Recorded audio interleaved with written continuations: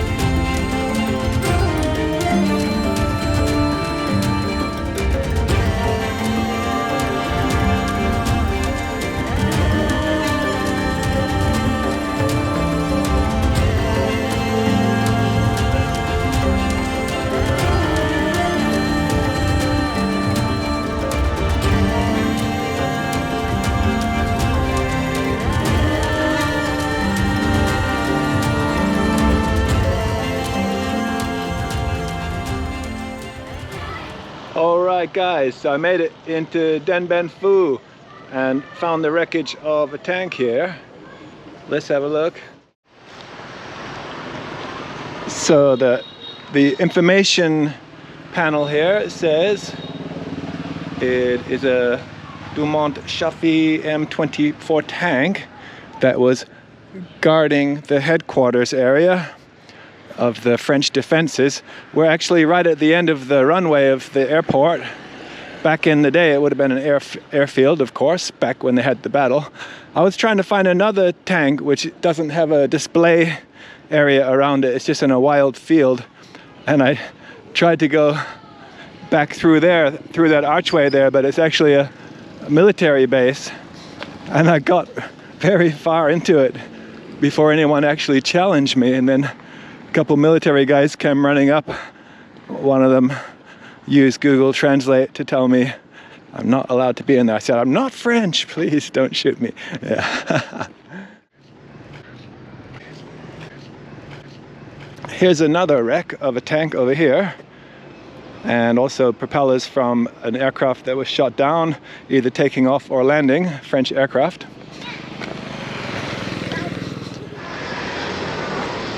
All right, we just took a right turn back there at the intersection and walked for a couple minutes. Here's the remains of the old French command bunker.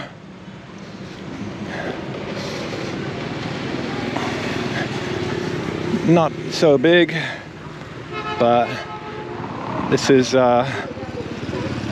this would have been obviously probably the last place to fall, or one of the last places. Vietnamese are still very proud about it, of course. Who wouldn't be? I believe they sell tickets here.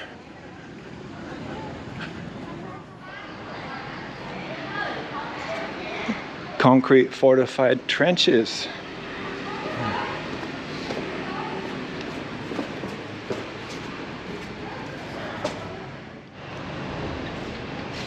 Let's have a quick peek inside. So I was told it was 20,000 dong to get in. Looks like that's where all the plans were made. Ah, or maybe it was here. All the plans that came to naught. Map of the battle there. Hello.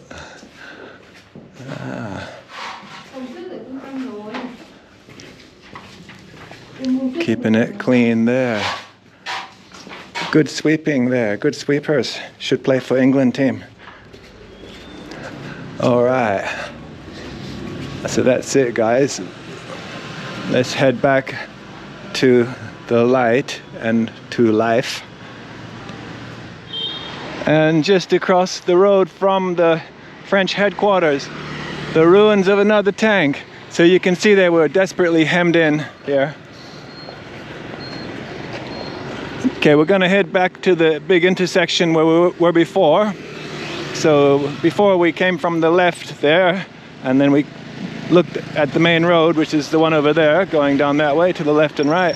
And then we came into this side road here. We're gonna go back to the big intersection and cross a small bridge over there to head to another defensive area from the Battle of Dien Bien Phu in 1954. Okay, so we just came out of the side road there, back to the intersection. Gonna cross over here. Another bit of war wreckage over there. I'm not sure what that is. Looks like it could be the remains of a spotlight, but I really cannot say.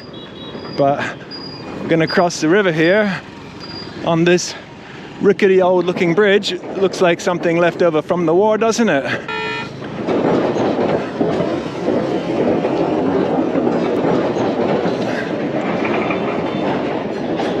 But it suits the vibe. Definitely adds to the atmosphere. So, what's going on up here?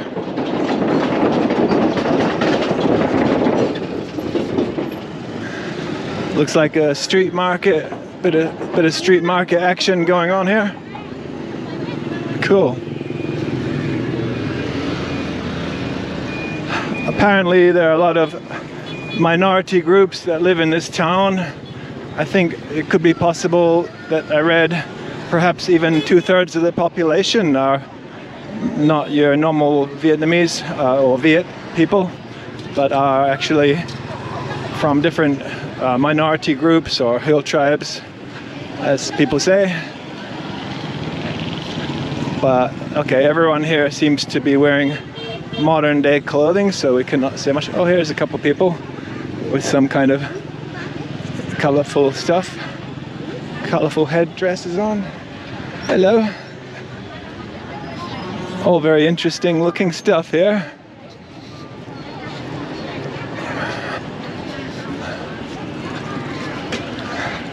So you might notice the sun is setting fast on the vestiges of the French colonial empire. Oh no, sorry, that has already passed actually, but yeah, but maybe the authorities in France don't quite agree with that sentiment.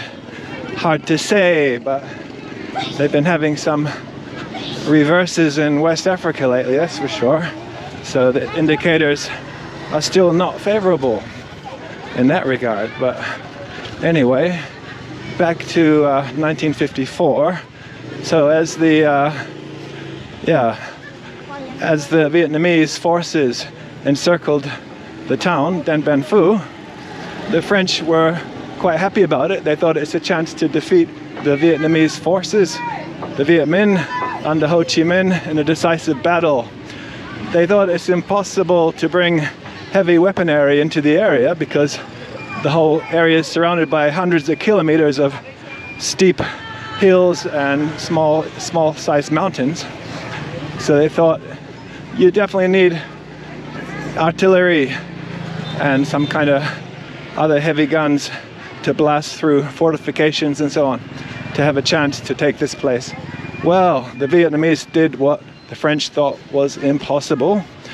They got a bunch of heavy guns from China, dragged them by hand all the way from the Chinese border across many ranges of hills and mountains, and secretly emplaced them in the hills surrounding Dien Bien Phu until they were ready, and then started their offensive. So the French had a huge shock. But the French were still very confident.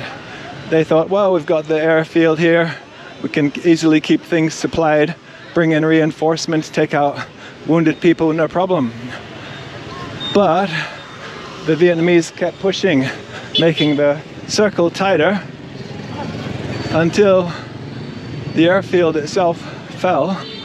Then the writing was on the wall. But of course the French didn't give up. They still thought they could do it. But yeah, as we now know, it was a very bitter ending for the French. No happy ending for the French, at least in that one. But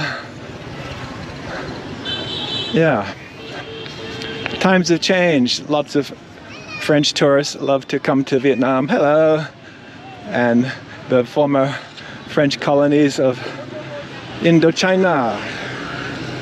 And a lot of them do get happy endings, actually, I would say. Because it's a lot of fun nowadays to visit the region. Most people are very cheerful and very friendly and welcoming. The vast majority of Vietnamese people are thinking of the future, and they're happy they can build a good life now that the economic shackles have been lifted and people are free to do business. So that's the main thing on the minds of most people these days in Vietnam, looking for those golden opportunities.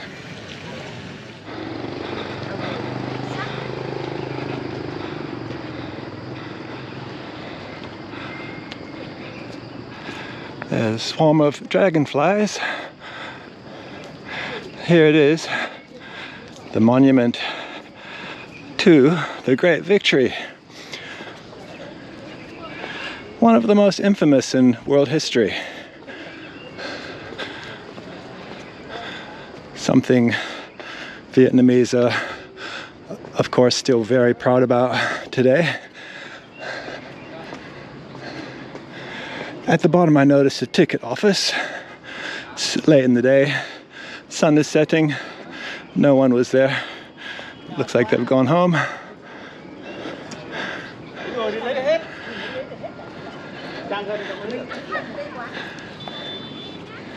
This is the second place, the second one I've visited now, where I wasn't asked to pay because they were closing up the ticket office. So that's quite lucky. Could be a good tip for some people. Come very late in the day. Just to give you an idea of how high up we are. That's why I'm panting a bit. Hey. The air is a bit smoky as well. A little bit. Yeah, you might notice I walk pretty hard in a lot of my videos. Most of the videos are straight up walking tours, mostly done in one shot, meticulously planned out. This one we have to break it up a little bit because the sites are a bit far apart, so it would be a bit too long as an episode otherwise. But yeah, you see it's fairly high up, so catching my breath a bit here. Gorgeous sunset. Let's head back down to the next interesting place. Okay, so back down we go. Last time I was here was when I did my grand tour of Southeast Asia about 13 years ago now. And on that occasion, yeah, that was my first time here, of course. But on that occasion, I crossed into Vietnam from Laos at a border crossing that's very close to here. and that was a very interesting way to do it. I didn't see any other foreigners in Dien Bien Phu at that time, and I was here very, very early in the morning because the crossing happened, I think, starting from about 6 a.m. or something, to get the whole procedure going to get across the border from the other side there. At that time there was no bridge to cross over here. It was a very minor border crossing, only for the very adventurous types. Even to get there, I think I ended up hitchhiking to get there. So that was quite the adventure. But anyway, we'll talk more about that, I think, in another time, because now we're talking about Dien Bien Phu. So let's keep going down here. There's this traffic circle here with another kind of monument in it, and you can see they've got things organized like a kind of a grand boulevard system, with this boulevard crossed by this one here. And these are definitely quite French style, I will say. Probably laid out by the French, but I'm not sure about that actually. But okay, that's the ticket office just on the right down there at the bottom. They obviously don't ticket locals. So this is the main core area of Dien Bien Phu today. Obviously, in the wartime, probably most of the town would have been destroyed. So there's not a lot of old French colonial architecture around here from what I've seen. Hill tribe people. Yeah, if you're heading between Sapa and Dien Bien Phu, you'll see a lot of hill tribe people along the way. It's a stunning drive, really stunning. But yeah, it's kind of nice in the center here.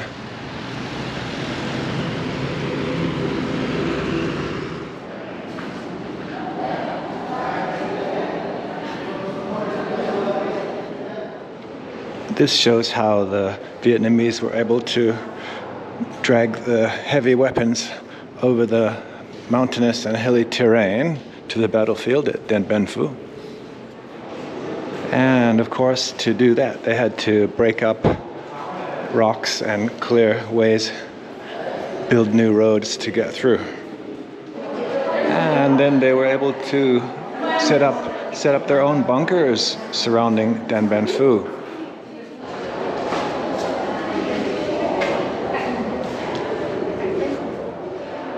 This shows how the Vietnamese were able to dig carefully and slowly move forward towards French positions, closing the circle tighter and tighter. There were Algerian prostitutes that were brought in to service the French soldiers, who ended up helping out doing the medical work.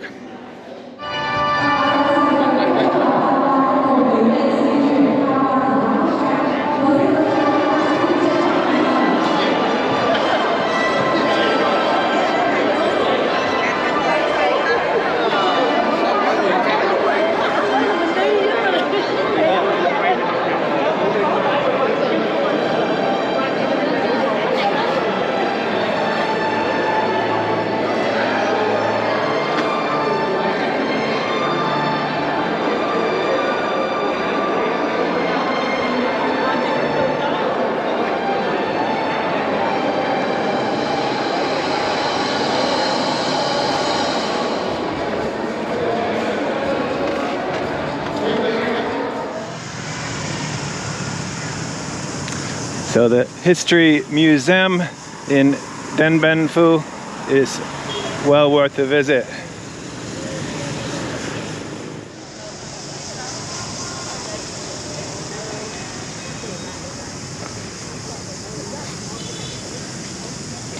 There's also this very interesting military cemetery here, and when I came here around about 12 or 13 years ago, the first time I came here, it was very interesting because I was here about 6:30 a.m. It looks very different now actually, but I was solemnly looking around, no one was here, and after a few minutes something hit me between the shoulder blades, and I spun around ready to fight someone. Actually, I was in the middle of throwing a punch at whoever was there, because obviously someone had hit me between the shoulder blades with something. And there was this little old man there with a broom, a very light kind of broom made from bamboo and bits of brush. And obviously he was some guy who probably was in the actual war and probably had mental damage from that, and looked like he came to sweep around the tombs to show respect for his colleagues. And then he sees some big European guy, or okay, normal sized European guy standing there, and maybe he thought, the French have come back. So I didn't hit him, obviously. Felt kind of sorry for him, but signaled to him it's not okay, and he looked a bit bewildered, and then he kind of went off his way, and then I went off on my way, and everything was okay. But interesting memory from the cemetery. So they've changed a lot of stuff in Dien Bien Phu, and it's very impressive. It's really nice to see they mark the history really well now, much more and much better than 12 or 13 years ago. It's really good to see it.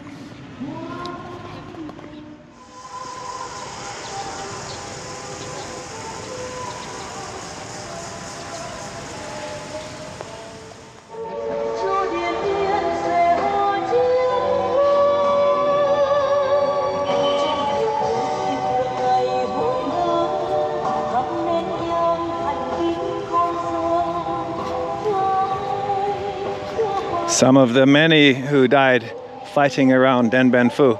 And just across the road from the graveyard, there's the A1 hill. You can see it's a fairly sizable hill. Scene of a lot of fighting. Very heavy fighting to claim that hill. Well, I just came in over the fence down there. There's the ruins of a bunker just there. Another bunker just there. Some concrete just up here. This was a seriously fortified position.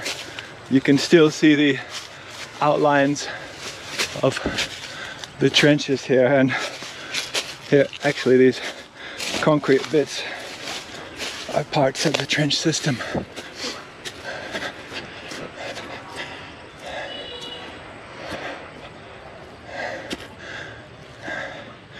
Here we go.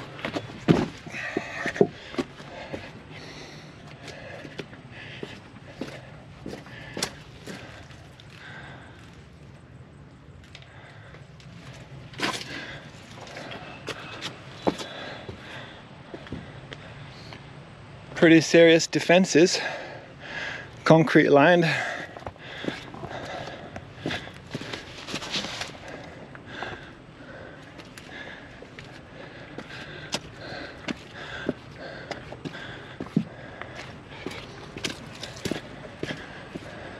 This is what it'll be like to look out shooting at people trying to get up here.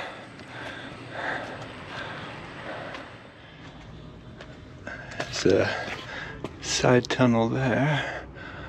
I've no idea if people are supposed to buy tickets to be inside here. I don't know. I just jumped the fence because it seemed to be the quickest way to get up here for a look.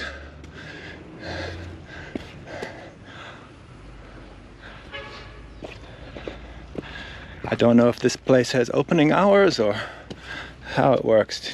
I saw it on Google Maps, so 10 minutes after 5 p.m. Don't see anyone around. I saw some guys just up there on a hill. They look like military guys. Yeah, there were some guys with military uniforms up there. Don't know if they saw me, but thought I'd better head around to the side just in case people are not supposed to be in here at this hour or at all or whatever.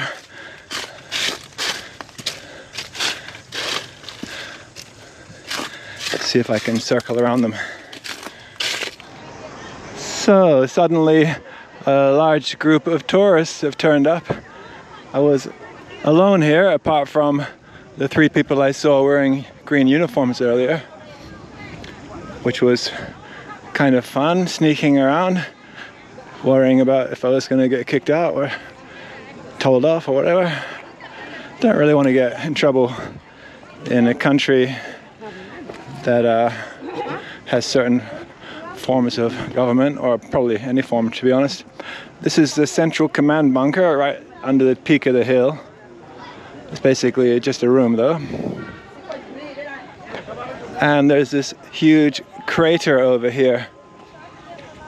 I'm not sure of the story about that just yet, but I'll look it up online, see what people say. Maybe the Vietnamese undermined the position, or I'm not sure about that. The rows of barbed wire to catch attackers on. Lower on the hill, some bunkers as well.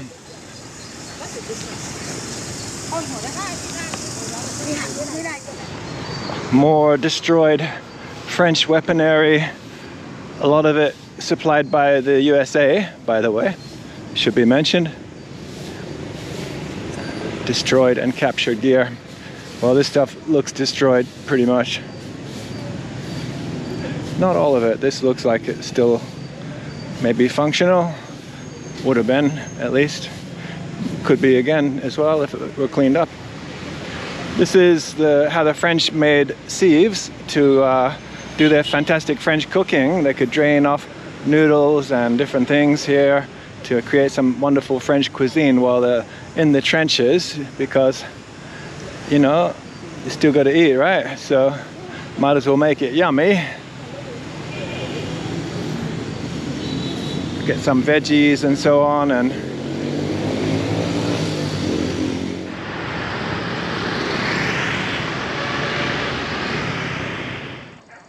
hey guys, I'm outside on top of and outside the Beatrice fortification. This was actually the first of the French fortifications around Dien Bien Phu to fall to Ho Chi Minh's forces. Let's have a little look around. This is right up in the middle, right up on the top. Seems to be a command and control point.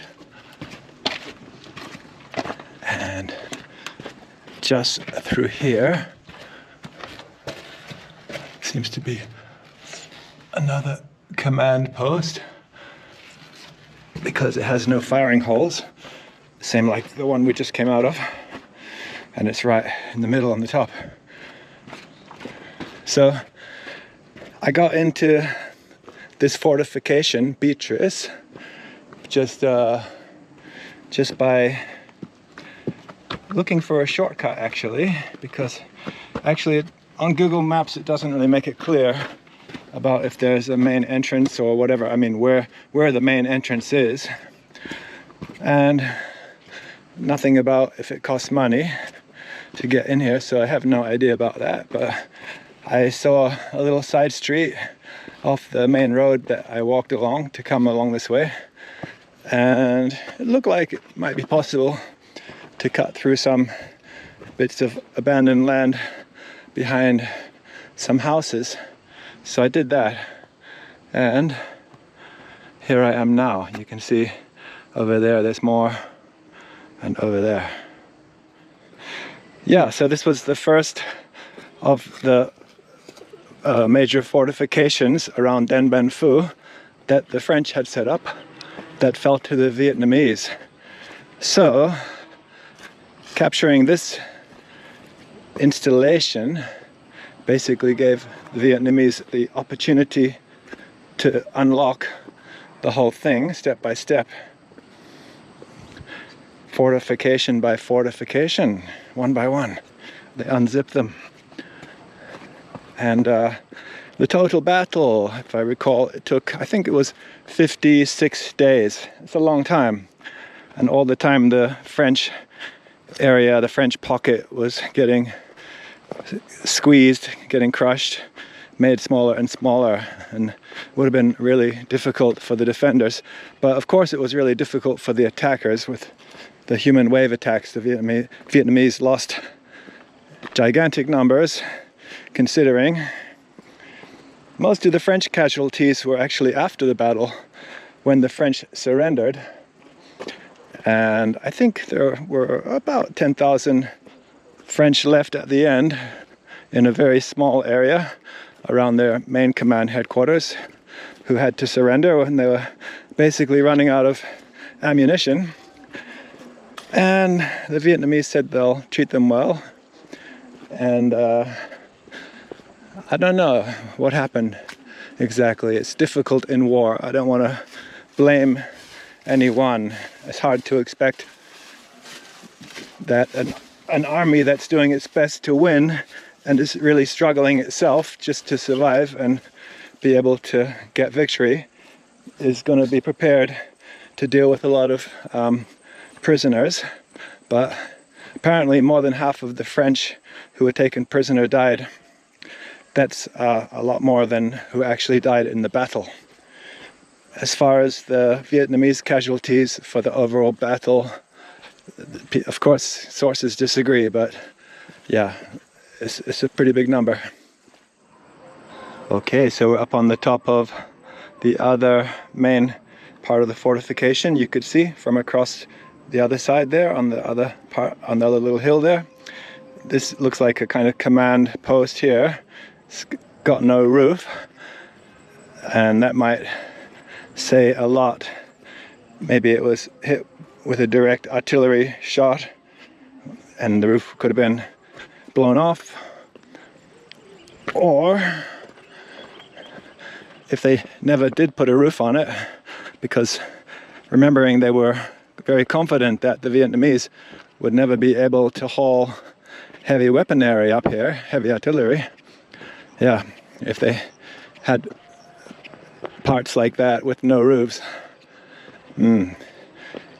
not very comfortable with a lot of artillery raining shots down on your head, obviously. Apparently on the first day that the Vietnamese opened up with their heavy artillery, that they had secretly encircled this valley with, 500 French were killed. So, of course, when we say French, we mean people in the French military, but a lot of them were people from North African countries, Senegal as well, and of course French Foreign Legion, the famous French Foreign Legion that had a lot of soldiers of fortune types, including Germans who had fought in World War II. People who decided that their nation had basically been lost, that everything had been lost, and had become accustomed to fighting to survive day to day, hand to hand combat, and figured they had nothing to lose. So people like that, as well as from various European countries, joined the French Foreign Legion after World War II, and a lot of them served here. Here's another, what looks to be another command post with no roof. Yeah, it's got support pillars though. It makes you think that there was a roof. I don't think they're just to hold the walls up. You can see there's concrete lining of the trenches, but it's not clear to me if the French did that or if the Vietnamese have done that in recent times to stop the trenches from eroding too much. It's a thin layer of concrete. It makes me think maybe the Vietnamese did that, but who knows. If the French had been able to line it properly with concrete, it would have helped a lot. Let's take a look inside the Foreign Legion unit's headquarters bunker.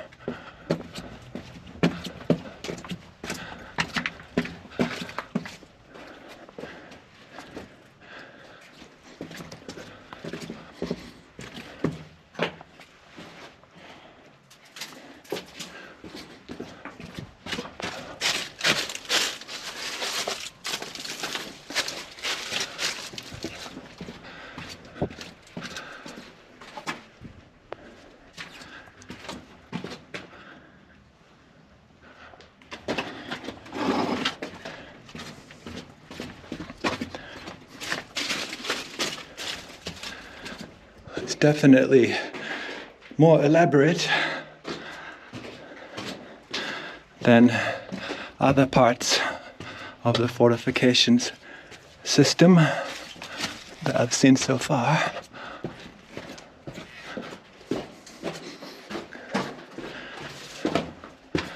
It goes out to the main trench lines. So you can see the actual command post areas don't have firing slots because they're more for planning and sheltering, I would say, also from artillery bombardments and for housing wounded people as well. All right, back out into the main trench line system here. Oh, another inside part here. Very narrow trenches. Not much space for people to get by in these trenches to get past each other. Here's a look at an unrenovated section of trenches and defensive areas on the third smaller hill of the Beatrice defensive system. So I would definitely assume the French were up here as well, otherwise they would have been giving away a nice bit of high ground to the Vietnamese to shoot from, because we could see this little hillock from the main two hills there, the one we started over there and one just behind these trees here. Here we are outside the bunker of the deputy commander of one of the units of the French Foreign Legion, and it's a good place to say basically, as you see in the end, people want to rule themselves, and they can only be held back for so long, and that's just the nature of the world we live in, you know. So our rulers seem to forget things like that, and everything goes around in cycles. Anyway, not too much ado about politics, but it's a good time to end it with that. I'm a bit sweaty and fending off the insects up here, so if you haven't subscribed already, please do hit the bell button and drop us a comment. Would be great. Hit like and all that good stuff. And yeah, if you're feeling a bit flush, I would love it if you hit the buy me a coffee link. Support the channel because I've got some big plans for some really amazing stuff coming up. So that's about it for this time, guys. See you in the next one, and don't be late.